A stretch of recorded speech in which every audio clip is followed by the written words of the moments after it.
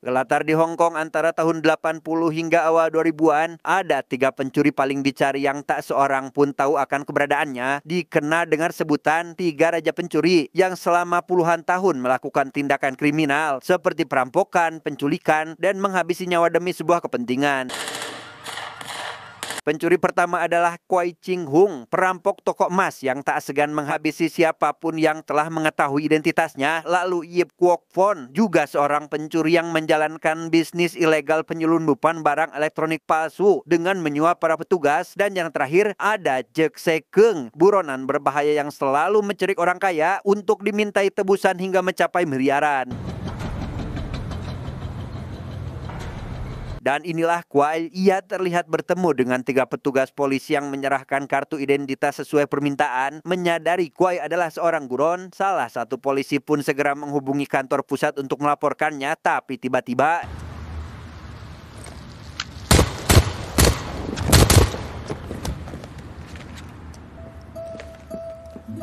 setelah menghabisi para polisi, Kwai pun langsung membakar semua dokumen identitas aslinya dan berencana kabur ke Cina menggunakan identitas palsu. Sempat deg-degan ketika berhadapan dengan petugas imigrasi, Kwai pun berhasil lolos dari pemeriksaan tersebut.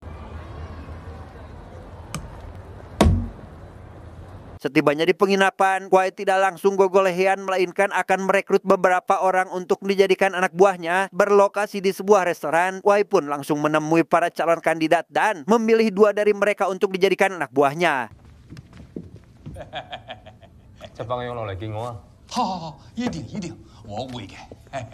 Selagi di Cina, Kwai menyempatkan bertemu temannya untuk sekedar bernostalgia tentang kehidupan mereka di masa lalu. Sebagai mantan perampok yang mengaku sudah bertaubat, Kwai yang tak sengaja melihat toko emas di depan rumah si teman pun merasa tergiur untuk menggasap toko tersebut. Sehingga untuk memantau situasi dan kondisi, Kwai meminta untuk tinggal di rumah si teman dalam beberapa hari ke depan. Coba, tahu juga.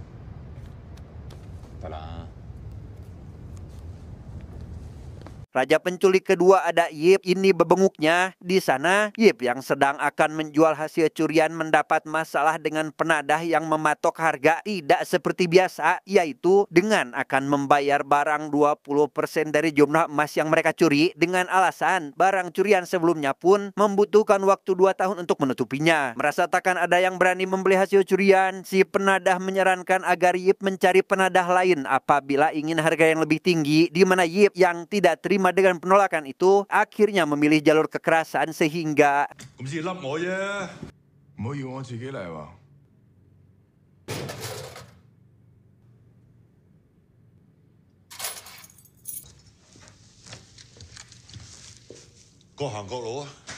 Yip membuang semua uang yang didapat dari hasil perampokan karena uang tersebut tidak ada artinya dibanding dengan kehilangan salah satu anak buah. Sehingga dengan semua itu, Yip mulai berpikir cara lain agar cepat kaya tanpa harus menggunakan senjata.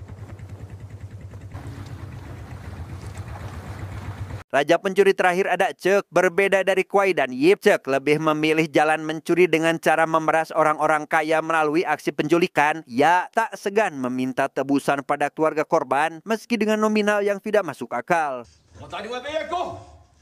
Menyadari keberadaan polisi, Cek yang tahu hanya bisa ditahan selama 48 jam tidak takut sama sekali dan justru malah menghampiri si polisi dengan dalih sedang meminjam uang. Yang meski si polisi meminta untuk jujur, si korban malah membenarkan ucapan Cek yang membuat Cek lolos dari tuduhan dan berhasil membawa sejumlah uang tebusan yang ia minta.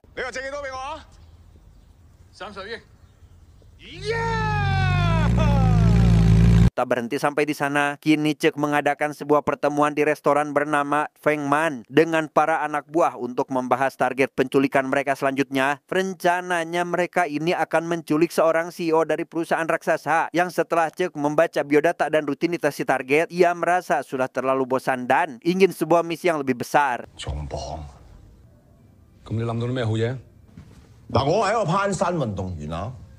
Singkat cerita, Yip si raja pencuri kedua kini telah meninggalkan dunia tersebut dan beralih menjadi pengusaha elektronik. Saat ini ia menemui seorang pejabat untuk meminta izin membuka cabang usaha di China. Selain mentraktir si pejabat makan, Yip juga memberikan hadiah vas bunga mahal yang membuat pejabat mata duitan itu langsung memberikan izin dengan mudah, bahkan berjanji akan membingkai surat izinnya dengan figura. 少少意思，聽日上嚟工商局攞批文，我揾個靚架雙好嘅俾你。多謝陳科。 Bisnis yang dijalankan oleh Yip adalah penjualan barang elektronik hasil penyelundupan secara ilegal agar ia tidak perlu membayar pajak sehingga bisa meraup keuntungan besar dengan modal yang kecil. Saat sedang bekerja, Yip didatangi seorang wanita untuk mengantarkan surat izin usaha yang sudah dibingkai rapi sehingga saking senangnya, Yip langsung memberikan wanita itu TV dan pemutar CD secara gratis. Tak lama kemudian, salah satu pekerja datang untuk mengabarkan rumor tentang 3 raja pencuri yang akan bekerja sama melakukan perampokan besar-besaran di China. Mendengar hal itu, Yip yang faktanya tidak mengenali si 2 pencuri itu hanya menertawakan rumor tersebut. Rumor tentang 3 raja pencuri yang akan bekerja sama juga didengar oleh Cek yang saat ini sedang menculik si CEO di sebuah pulau terpencil. Cek yang juga tidak mengenali keduanya merasa heran dengan siapa yang telah menyebarkan berita hoaks itu. Namun meski begitu, Cek justru merasa tertarik untuk membuat rumor tersebut menjadi kenyataan. Sehingga tanpa berpikir panjang, Cek langsung memerintahkan para anak buahnya untuk mencari keberadaan Yip dan Kuai saat itu juga. Tak hanya Cek dan Yip, kabar itu juga sampai ke telinga Kuai yang saat ini tengah mempersiapkan aksi perampokan di toko emas bersama para anak buahnya. Namun Kuai yang selalu merahasiakan identitas itu mengatakan jika dirinya adalah Kuai, maka ia takkan mau bekerja sama dengan 2 kroco seperti anak buahnya ini.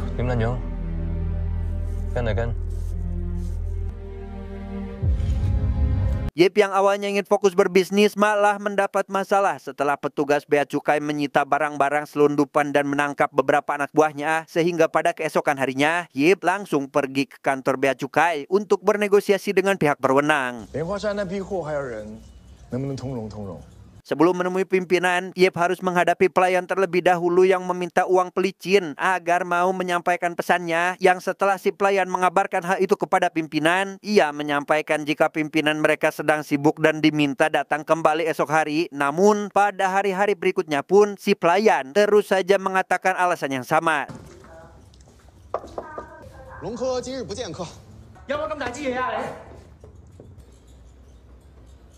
Tak menyala sampai di situ, Yip yang kini jauh lebih sabar akhirnya mendapat kabar jika pimpinan sudah menunggunya di salah satu restoran. Namun Yip yang malah menunggu si pimpinan di restoran yang berbeda membuat si pimpinan merasa Yip telah membuang-buang waktu. Namun dengan semua traktiran yang Yip berikan, si pimpinan akhirnya melepaskan kembali barang yang disita oleh bea cukai.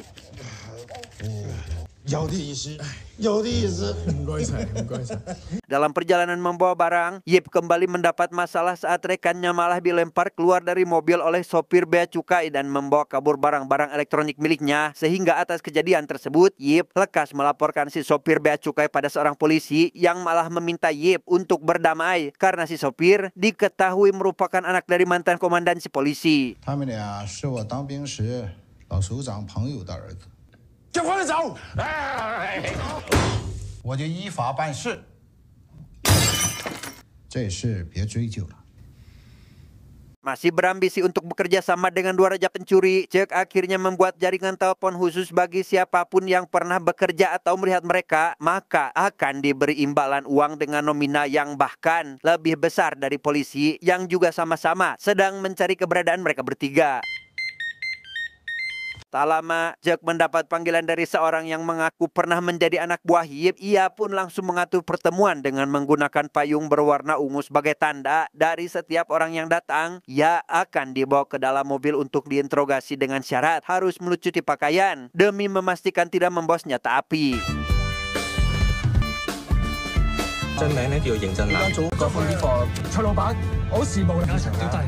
Kabar mengenai jalur telepon khusus sudah diketahui oleh Yip dari salah satu orang kepercayaannya. Hal itu membuatnya heran dengan apa yang sebenarnya diinginkan oleh Cek ini. Begitu pula dengan Kuai. Ia juga menerima kabar yang sama dari penjual senjata. Namun Kuai hanya ingin fokus dengan tujuan awal yaitu merampok toko emas.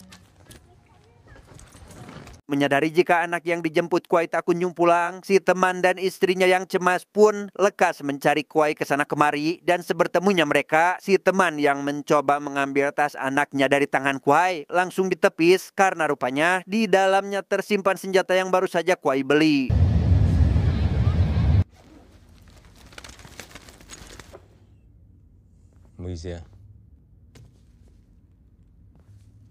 Singkat cerita, Kuai dan kedua anak buahnya mulai memantau situasi untuk melancarkan aksi perampokan itu dengan menjadi peserta taruhan di seberang toko emas untuk memantau situasi. Namun karena Kuai menyadari si teman melihatnya dari balkon rumah, ia pun lekas membatalkan aksi perampokannya itu, yang tentu membuat para anak buahnya kecewa dengan Kuai yang mencela-mencela dengan keputusannya.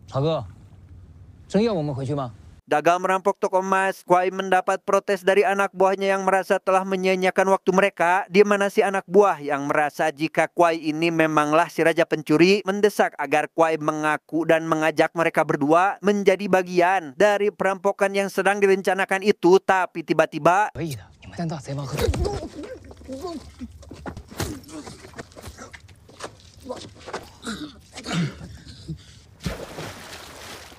pulang ke rumah si teman, Kuai langsung mendapat marah dari si teman yang menyadari jika kedatangannya ke sini bukan niat silaturahmi melainkan memiliki maksud lain. Si teman meminta agar Kuai segera pergi dari rumah ini, yang tentu saja langsung disetujui oleh Kuai yang akan pergi esok hari. Namun sebelum itu, Kuai memberikan uang sebagai tanda terima kasihnya selama ini. Namun setelah Kuai pergi, si teman melihat ada darah pada lembaran uang tersebut.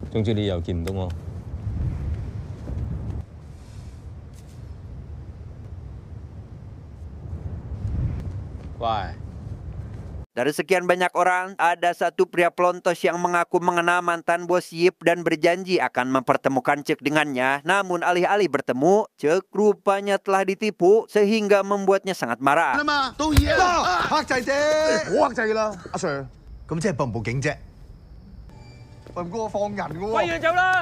Tak kunjung menemukan Yip dan Kuai, Cek hanya bisa pasrah mengingat sudah banyak sekali uang yang sudah ia keluarkan. Namun di tengah keputusasaan itu, Cek mendapat panggilan dari seorang yang mengaku adalah mantan bosnya, sehingga tanpa berlama-lama mereka pun langsung membuat janji pertemuan.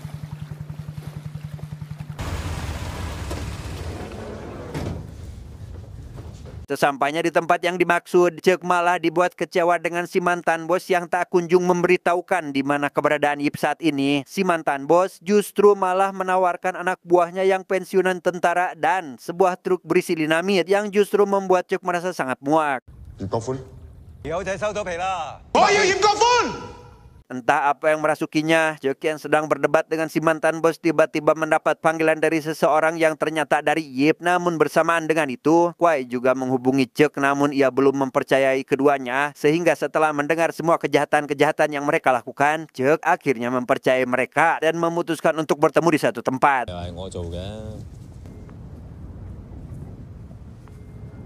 Menyadari jika temannya menguprim pengakuannya sebagai Kuai, ia pun mengambil pisau dengan niat ingin menghabisi si teman. Namun ketika melihat temannya itu tidur dan memeluk anaknya, Kuai langsung mengurungkan niatnya itu dan malah terus memikirkannya hingga ketiduran. Setelah menutup panggilan itu, Yip didatangi para polisi karena ada laporan pemilik rumah yang merasa terganggu. Mereka pun langsung beralasan sedang berdebat karena tersesat menuju dermaga, sehingga para polisi itu lekas menjelaskan kemana arah dermaga yang benar sebelum pergi. Namun tak lama setelahnya, Yip mendengar polisi itu menghina orang-orang Tiongkok daratan seperti dirinya, sehingga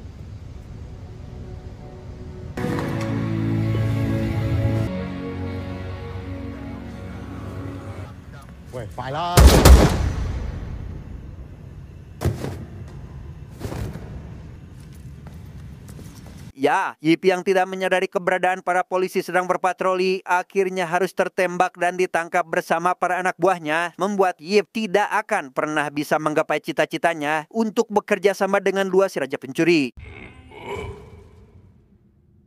Cek yang sedang dipaksa dimintai bayaran oleh si mantan bos Yip melemparkan uangnya hingga para anak buah yang ada di sana berebut mengumpulkannya. Sementara Cek langsung segera pergi dengan membawa mobil truk dengan dinamit yang beratnya tidak kurang dari 1 ton.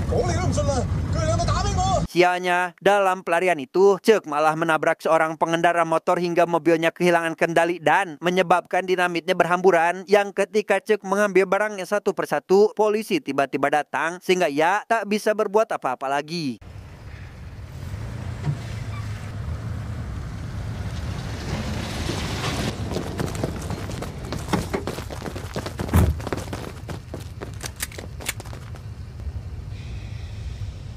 Sementara itu, Kuai yang ketiduran tak menyadari jika rumah temannya sudah dikepung oleh polisi. Rupanya, ia telah dilaporkan oleh si teman yang kabur bersama anak dan istrinya, bahkan mengembalikan uang yang sempat diberikan Kuai padanya tadi malam.